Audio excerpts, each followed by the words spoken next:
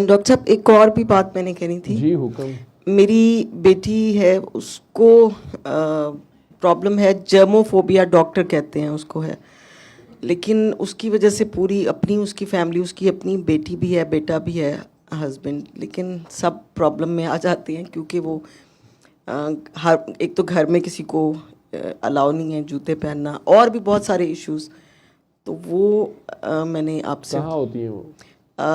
ये AWT society इधर लाहौर में ही, करीब पाकिस्तान जी, में? लाहौर में ही। हाँ जी। उन्हें 7 दिन सूरह रहमान ही कहें घर में ऊंची आवाज़ में लगा के सुन लें, या उनको कहें अगर वो ज़रा रोमांटिक हिस्स की हैं, ज़्यादा सफाई सुथराई रखती हैं, तो उन्हें कहें कि कसीदा बुर्दा शरीफ 7 दिन सुने लगा के, आंखें बंद कर, ठीक है, और अपना नाम पढ़ती रहें हर वक्त, और कुछ नहीं पढ़ना उन्होंने। ठीक है, ठीक है।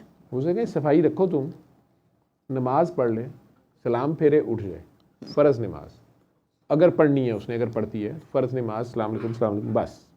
उसके अलावा उसने पढ़ना कुछ नहीं है। वो वैसे भी कुछ नहीं पढ़ती? जी नहीं, आपको नहीं पता वो पढ़ती है, अच्छा तो उसे कहें कि सिर्फ अपना नाम पढ़ती रहे प्यार से, जी, ठीक है। जितने प्यार से आप उसको बुलाती हैं। क्या नाम है उसका? आयशा।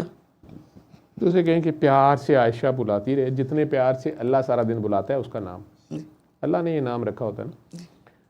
तो उसे कहें कि प्यार से ये नाम पुकारती रहे, दिल ही दिल में, ज़ुबान से नहीं, होठों से नहीं, 1 हफ्ता, ठीक है। जितने प्यार से। जब वो फारिग है, जब वो किसी से बात नहीं कर रही, जब वो पढ़ सकती है, गाड़ी चला रही है खुली आंखों से, रात को अलबत्ता सोते वक्त फिर वो आंखें बंद करके भी अपना नाम पढ़ती पढ़ती सो जाए।